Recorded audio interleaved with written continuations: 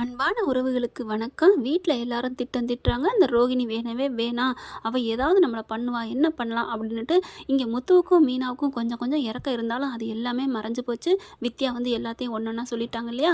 மீனாவுக்கு செம்ம காண்டாகுது. வீட்டில் எல்லாருமே வெறியில் இருக்கிறாங்க. அடுத்து அவங்கவுங்க வேலையை பார்க்குறாங்களா. ரோகிணி என்ன பண்ணுது, இப்போ என்ன பண்ணலாம், அம்மா மனோஜை போய் பார்க்க போனால் கண்டிப்பாக அவன் பேச மாட்டான். இங்கே ஸ்ருதி மீனாவும் பேச மாட்டேன்ட்டாங்க அப்படின்ட்டு நம்ம கரெக்டாக ரவியை போய் பார்ப்போம், ஏன்னா அவன் நடுத்தரமான மனுஷன் அப்படின்னு சொல்லிட்டு நம்ம ரோகிணி போகிறாங்க நம்ம ரவியை பார்க்குறதுக்கு. அவர் வேலை பார்த்துட்டு இருக்காரு. பார்த்துட்டு என்ன ரோகிணி வர்ற மாதிரி இருக்குது அப்படின்ட்டு பார்க்குறாங்களா. அச்சோ, இங்கே வந்து என்ன நம்மக்கிட்ட ஹெல்ப் கேட்பாங்களோ, ஐயோ பயமாக இருக்கே அப்படின்ட்டு பயப்படுறாரு. அதுக்கப்புறம் ரோகிணி பக்கத்தில் வந்துடுறாங்களா.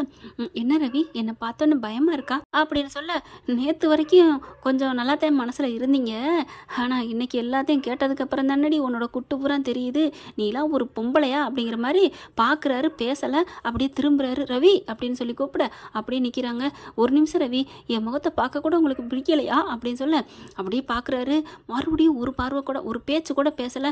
ரவி ப்ளீஸ் ரவி, என்னை வீட்டில் யாருமே புரிஞ்சுக்கல, அந்த வீட்டிலே நீங்கள் ஒருத்தவங்க தான் கரெக்டான பர்சனாக இருக்கீங்க, ப்ளீஸ் என் பேச்சை கேளுங்களேன், ஒரு நிமிஷம் நான் சொல்கிறத சொல்லிட்டு போகிறேன் அப்படின்னு சொல்ல, ஆனால் பேசவே மாட்டேங்கிறாரு. மறுபடியும் திரும்பி பார்க்குறாங்க.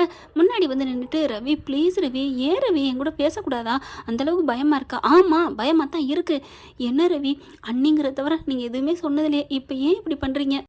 அது அண்ணியா இருக்கிற வரைக்கும் தான், இப்போ நீங்கள் அண்ணியாவாக இருந்துக்கிட்டீங்க, பேய் ராட்சசி, இன்னும் உலகத்தில் என்ன கேடுகட்ட கேவலமான பேர் சொல்லலாமோ அது பூரா உங்களுக்கு சொல்லலாம் அப்படின்னு கத்தணுன்னு எல்லாரும் அங்கிட்டு பார்க்குறாங்களா.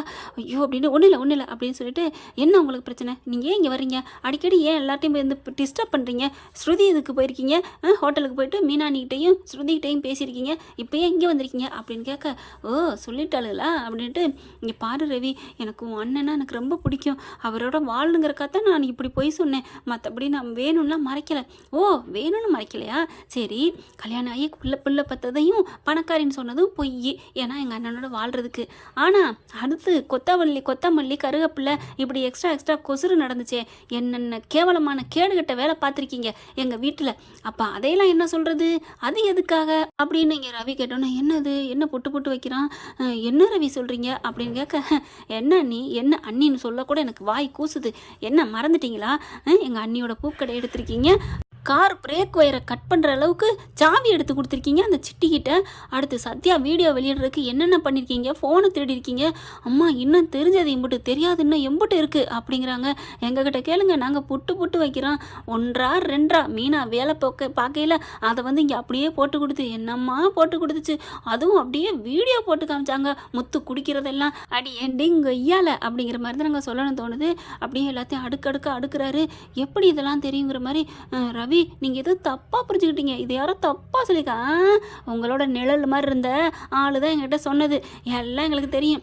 நிழல் மாதிரினா அப்போ வித்யா சொல்லி கொடுத்துட்டாளா, ரைட்டு, அப்போ அவளுக்கு ஒரு பாயாசத்தை போட வேண்டியதான். ஓ அப்போவே நினச்சேன், மீனா கூட அவள் சேர்ந்து நல்லவன் சொல்லையிலே அப்படியே அவள் பக்கத்து மாறிடுவா சாஞ்சிருவான்னு, இந்தளவுக்கு சாய்வாக போட்டு கொடுப்பான்னு நினைக்கலையே.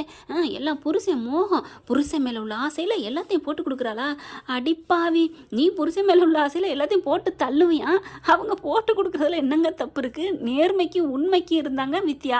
இப்போ பார்த்தா வித்யா தான் சொன்னாலா, எனக்கு இருக்கு அவளுக்கு, எனக்கு எல்லாம் தெரியும், அவள் தான் எல்லாம் சொல்லியிருப்பா அப்படின்னு சொல்ல, நிறுத்துங்க எல்லாம் தெரியும், பார்வதி வீட்டில் போய் 2 லட்சம் களவாண்டிருக்கீங்க, எங்கள் அண்ணி மீனா அண்ணி மேலே பழி விழுந்தப்போ பேசாமல் இருந்தீங்க, ஏன் இப்படிலாம் பண்ணீங்க, உங்கள் மூஞ்சில் இனிமேல் முழிக்கவே மாட்டோம், எங்கள் வீட்டில் நீங்கள் இனிமேல் இடமே இல்லைன்னு எங்கள் அப்பா ஸ்ட்ரிக்டாக சொல்லிட்டாங்க, தயவு செஞ்சு இங்கேருந்து போங்க, இங்கே வராதிங்க அப்படின்னு அப்படி பயங்கரமாக கத்துறாரு. ரவி அங்கிட்ட போனக்கு எவ்வளோ இப்படி பார்க்குறாங்க. ஓ இந்தளவுக்கு நடந்துருச்சா, சரி கடைசியாக அவங்ககிட்ட வந்து கேட்டு போகலான்னு வந்தேன், இந்தளவுக்கா, அப்போது ஸ்ருதி அந்தளவுக்கு போட்டு கொடுத்துருக்கா அப்படின்ட்டு வெளியில் வர கரெக்டாக நீத்து வராங்க.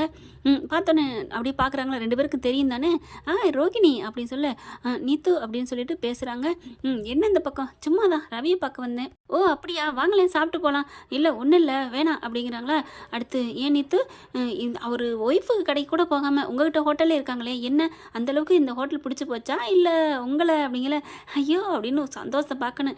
என்ன பிடிச்சிருக்கோ இல்லையோ இந்த ஹோட்டலே அவனுக்கு வேலைக்கு ரொம்ப பிடிச்சிருக்கு, அதனால ஸ்ருதியை கூட பிடிக்காம இங்கே இருக்கிறான் அப்படின்னு சிரிச்சுக்கிட்டு சொல்ல ரைட்டு அப்படின்ட்டு ரோஹிணி என்ன பண்ணுது, ஏன் நேற்று உங்களுக்கு ரவி மேலே ஆசை இருக்கா அப்படின்னு கேட்க, என்ன ரோஹிணி சொல்கிறீங்க, இல்லை உங்கள் முகம் அப்படியே சிரிப்பாக பல்ப்பு எரியுதே அதான் கேட்குறேன், எனக்கு ஆசையாக கொல்ல ஆசை இருக்குது, என்ன பண்ணுறது, ரவியும் நான் கண்டுக்க மாட்டேங்கிறான், அவள் ஸ்ருதியும் படுத்தி எடுக்கிறா, அவளுக்கும் அவனுக்கும் டைவர்ஸ் மட்டும் ஆயிடுச்சுன்னா நாங்கள் 2 பேரும் கல்யாணம் பண்ணிட்டு சந்தோஷமாக இருப்போம், என்னோடய ஹோட்டல் எல்லாத்துக்குமே ரவி தான் ஓனரே அப்படின்னு சொல்ல, உங்களுக்கு நான் சேர்த்து வைக்கிறேன் அப்படின்னு சொல்ல, எப்படிங்க நான் சேர்த்து வைக்கிறேங்க என்னண்டு, அட விடுங்க உங்களை சேர்த்து வைக்கிறது என்னோட வேலை போதுமா அப்படிங்கிறாங்க.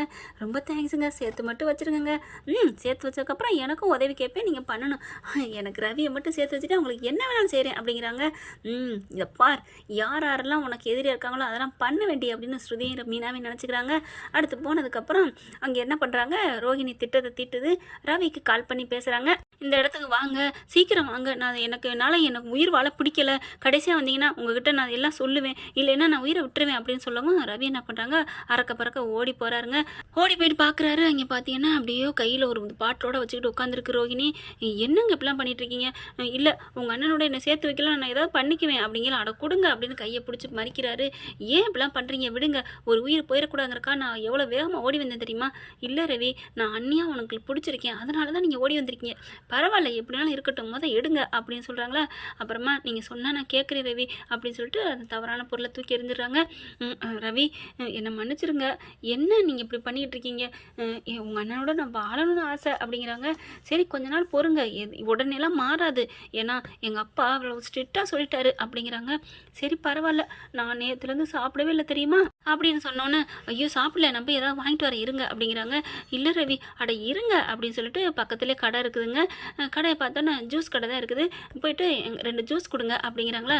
2 ஜூஸா அப்படிங்கல, ஆமாங்க அப்படிங்கிறாங்க. என்ன போகையிலே உங்களுக்கும் ஒன்று வாங்கிட்டு வாங்க அப்படின்னு ரோஹிணி சொல்ல 2 ஜூஸை போட்டு கொடுக்குறாங்க. கரெக்டாக அந்த கடைக்காரன்ட்டையும் சொல்லி வச்சிடுறாங்க, இந்த மாதிரி வருவான், அப்போ நீ பச்சை கலரில் கலந்து கொடுத்துரு, வேறு கலரில் எனக்கு கொடு அப்படின்னு சொல்லிட்டு அதே மாதிரி 2 வாங்கி வைக்கிறாங்களா. வைங்க ரவி அப்படின்னு சொன்னா வச்சிடுறாரு. ஒரு இதை எடுத்து ரவிக்கிட்ட கொடுத்துட்றாங்க, அதை மயக்கம் இருக்கிறதுக்கு. இவங்க ஒரு இதை எடுத்து குடிச்சிடுறாங்களா. குடிச்ச இடம் ரொம்ப தேங்க்ஸ் ரவி, என்னை புரிஞ்சுக்கிட்டீங்களே, பரவாயில்ல இருக்கட்டும் அப்படின்னு சொல்லிட்டு இருக்கீங்களே, கொஞ்சம் அப்படியே மயக்கம் வருது, கண்ணு சொருகுது, அப்படியே தூங்கி சாய போகிறாரு. டக்குன்னு நீத்து கூப்பிட்றாங்க, நீத்து தாங்கி பிடிச்சிக்கிறாங்க. எப்படி ஆளை உங்ககிட்ட சேர்த்துட்டேன்னா தேங்க்ஸுங்க அப்படின்னு சொல்லிட்டு ரூம்குள்ளே கூட்டி போகிறாங்க. ரூம்குள்ளே கூட்டி கொண்டே அப்படி படுக்க வைக்கிறாங்க. அப்படியே ரவியை பார்த்து ஆசையாக பார்க்குறாங்களா. ரவி ஏன் ரவி இப்படிலாம் பண்ணிட்டீங்க, நான் உங்கள் மேலே எவ்வளோ உயிராக இருக்கேன் அப்படின்னு சொல்லிட்டு அப்படியே கட்டி பிடிக்கிற மாதிரியும் முத்தம் கொடுக்குற மாதிரியும் ஃபோட்டோ வீடியோ எடுத்துக்கிறாங்க. காலையில் பார்த்தீங்கன்னா அழுதுகிட்டு உட்காந்துருக்காங்க. என்னாச்சுங்களே இப்படிலாம் பண்ணிட்டீங்களே அப்படின்னு சொல்ல, என்ன நீத்து எனக்கு என்ன நடந்துச்சுன்னே தெரியலையே அப்படிங்கிறாங்க. இல்லை நீ கூல்ட்ரிங்க்ஸ் வாங்கிட்டு வரதை நான் பார்த்தேன், அதனால என்னாச்சு ஏன் இங்கே வந்திருக்கான்னு நான் வந்தேன், யதார்த்தமாக வந்தேன், யாரையுமே காணோம், நீ தள்ளாடிட்டு இருந்த, அதனால தான் உன்னை கூட்டியாந்து அதில் படுக்க வச்சே ஆனோ நீ என்ன அப்படின்ட்டு என்னை உங்ககிட்ட சொந்தமாக்கிக்கிட்ட அப்படின்னு சொல்லி அழுகுது. ஐயோ நீத்து ஏதோ தெரியாமல் நடந்துருச்சு, நான் கிளம்புறேன் அப்படிங்கல. இல்லை நான் உங்கூட தான் நான் வாழ்வேன், இங்கே பாரு நான் ஃபோட்டோலாம் எடுத்து வச்சுருக்கேன், நீத்து இதெல்லாம் எடுத்துரு அப்படிங்கிறாங்க. இல்லை ரவி நான் என்னோட வாழ்ந்த நாள் இதை நான் நினைவாக வச்சுக்கிறேன் அப்படின்னு சொல்லிட்டு போயிடுறாங்க. போனதுக்கப்புறம் சும்மா இருக்காமல் எல்லாருக்கும் ரவி வீட்டில் இருக்க 50 பேருக்கு அந்த ஃபோட்டோ வீடியோ அனுப்புகிறாங்க. பார்த்துட்டு எல்லாரும் ஆடி போகிறாங்க. அப்படியே ஸ்ருதி பார்க்குது. ஆனால் ஸ்ருதிகிட்ட போன கையோட நடந்ததெல்லாம் சொல்லிடுறாரா. அதுக்கப்புறம் இந்த ஃபோட்டோ பார்த்து என்ன பலன் பார்க்குறாங்க. என் புருஷன் மேலே எனக்கு நம்பிக்கை இருக்குது அப்படிங்கிறாங்க. இது யாரோட வேலையாக இருக்கும், கண்டிப்பாக அது ரோஹிணி வேலையை தான் இருக்கணும் அப்படின்னு மீனா சொல்கிறாங்க. அதானே எனக்கு ஒன்றும் புரியலையேன்னு சொல்லிட்டு இருக்கேல, இங்கே சத்யா வராருங்க. சத்யா என்னடா சத்யா அப்படிங்கல, இல்லைக்கா உங்ககிட்ட பார்த்துட்டு எனக்கு ஆசீர்வாதம் ஆகிட்டு போகலான்னு வந்தேக்கா, ஏன்டா எனக்கு மேனேஜர் போஸ்ட் போட்டு கொடுத்துருக்காங்க அப்படிங்கிறாங்க. வா சூப்பர்டா தம்பி அப்படின்னு கட்டிக்கிறாங்க. அடுத்து எனக்கு சம்பளம் மட்டும் 45,000க்கா அப்படிங்கிறாங்க. அடுத்த வருஷத்துக்குள்ள உனக்கு 1 லட்சமே போட்டு தரேன்னு இருக்காங்க, ஏன்னா எனக்கு அப்புறம் நான் வந்ததுக்கப்புறம் தான் நல்ல மதிப்பு கிடச்சிருக்கான் அப்படிங்கிறாங்க. பரவாயில்லையே அப்படிங்கிற மாதிரி விஜயா பார்க்குது. அடுத்து பார்த்தா ரேகா கூப்பிடுது, எங்கே நிற்கிறீங்க அப்படிங்கிற, நான் எங்கள் வீட்டில் இருக்கிறேன், எங்கள் அக்கா வீட்டில் இருக்கிறேன் அப்படின்னு சொல்ல, அக்கா விட எங்கே அட்ரஸ் அப்படிங்கிற சொல்கிறாங்க. ஓ அங்கே தான் நான் அதை வர்றேன் இருங்க அப்படின்ட்டு வர்றாங்க. எல்லாரும் பேசிக்கிட்டு இருக்காங்க. சகஜமாக பேசிகிட்டு இருக்கையில் இது எங்கள் ஓனர் பொண்ணு அப்படிங்கிறாங்க. அப்படிங்கிறாங்க.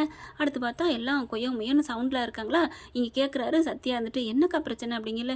இல்லை ரவிக்கு ஒரு பிரச்சனை அப்படின்னு பிரச்சனையை சொல்ல, ஐயோ அப்படியா, நானும் என் ரவியை நான் இப்படிலாம் நம்ப மாட்டேன், எனக்கு என் ரவி மேலே நம்பிக்கை இருக்குது அப்படிங்கிற இந்த ஃபோட்டோ என்னை ஒன்றும் பண்ண முடியாது, ஆனால் இது எங்கே எடுத்தாங்க என்னன்னு தான் புரியலை அப்படிங்கிறாங்க. ஏன்னா பார்க்குறாரு, நான் ஒரு உண்மையை சொல்லணும், ரோஹிணி தான் என்னை வர சொன்னாங்க அப்படின்னு சொல்ல, ஏன்டா அங்கே போனேன், இல்லை தான் உயிரை மாச்சுக்க போகிறேன்னு சொன்னதுனால தான் நான் போனேன், இதை நீ முன்னாடியே சொல்கிறது இல்லையா, அந்த கேடி தாண்டா எல்லாம் பண்ணியிருக்கணும் அப்படின்னு சொல்லிட்டு, சரி வா அந்த வீட்டுக்கு போவோம் அப்படிங்கிறாங்களா. எந்த வீடு காமிங்க பார்ப்போம் அப்படின்னு சொல்லிட்டு அந்த பிள்ளை ரேகா கேட்குது. சிந்தாமணி பொண்ணு பார்க்குறாங்களா. பார்த்தோன்னே, ஓ இது எங்கள் வீடாச்சே அப்படின்னு சொல்ல, உங்கள் வீடா, ஆமாம் போதும் ரைட்டு, அப்போ உங்கள் அம்மா தான் பார்லர் அம்மாவுக்கு உதவி பண்ணுதா அப்படின்னு கேட்க, ஐயோ எங்கள் அம்மா இப்படி ஏந்தே இப்படி பண்ணுதுன்னு தெரியல, ஆமாம் எங்கள் அம்மாக்கிட்ட ஏதாவது காசு வாங்கினீங்களா அப்படின்னு கேட்க, ஏன் என்ன கேட்குற, எது கேட்குற, எங்கள் அம்மா ஒரு 50,000 கொடுக்கும், அப்புறம் 1 லட்சம் கொடுக்கும், அப்புறம் 5 லட்சம் 10 லட்சம் கொடுத்துட்டு எவ்வளோ மதிப்பு இருக்கோ அதுக்கு பாதியை கொடுத்துட்டு அப்படியே அவங்ககிட்ட இருக்கிற ப்ராப்பர்ட்டி எல்லாத்தையும் பிடுங்கிட்டு விட்டுரும், நீங்கள் ஏதாவது கொடுத்தீங்களா அப்படிங்கிற விஜய், ஐயோ உங்கள் அம்மா கிட்ட நான் 15 லட்சம் வாங்கியிருக்கேனேம்மா, போச்சு இந்த வீடு அவங்களுக்கு தான், நான் என்ன பண்ணுறது, ஏங்க இப்படி பண்ணுறீங்க அப்படிங்கிறாங்க.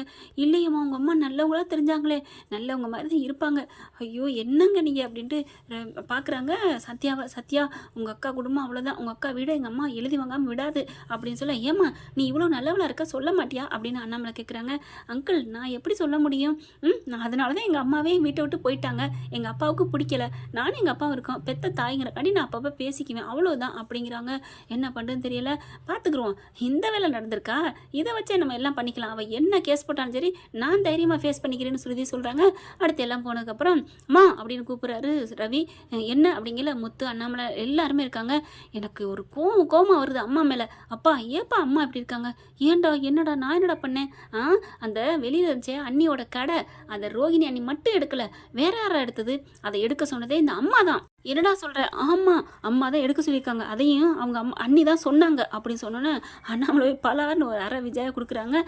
ஏங்க எதுக்குங்க நீ தான் இப்படி சொன்னியா, இல்லைங்க அவன் மேலே இந்த கோபத்தில் அன்னைக்கு கடையை தூக்கணும்னு பேச்சுக்கு சொன்னேன், அன்னைக்கு நான் சிந்தாமணிகிட்ட சொன்ன மாதிரி அவள் அப்படி செஞ்சுட்டா, நான் என்ன பண்ணுவேன், அடிச்சு நீ எல்லாம் அவளோட ஒட்டு தேர்ந்து தானே இருந்த, அதனால் நீ பண்ணியிருப்ப அப்படின்னு அண்ணாமலை செம்மையாக திட்டிட்டு போகிறாரு. முத்து அப்படியே விஜயா முறைக்கிறாங்க. இவன் என்ன முறைக்கிறான், மீனாவும் முறைக்கிறாங்க, என் கடையை போக்கிட்டு இல்லடி அப்படின்ட்டு, பரவாயில்ல உன்னால தான் எனக்கு நல்ல பொழப்பும் வந்துருச்சு அப்படிங்கிற மாதிரி பார்க்குறாங்க மீனா. ஓகே ஃப்ரெண்ட், பார்க்கலாம் என்ன நடக்க போகுதுன்னு. தேங்க்யூ. இந்த வீடியோ உங்களுக்கு பிடிச்சிருந்தா தயவு செய்து லைக் பண்ணுங்க. இன்னும் அப்டேட்ஸ்க்காக சேனலை சப்ஸ்கிரைப் பண்ண மறக்காதீங்க. நம்ம கிட்ட இருக்க எல்லா சேனல்ஸோட லேட்டஸ்ட் வீடியோ அப்டேட்ஸ்க்காக மேல ரைட் சைடுல காட்டுற லிங்கை கிளிக் பண்ணி வாட்ஸ்அப் குரூப்ல ஜாயின் பண்ணுங்க. உங்களிடம் விடைபெறுவது நான் உங்கள் மெஹர்.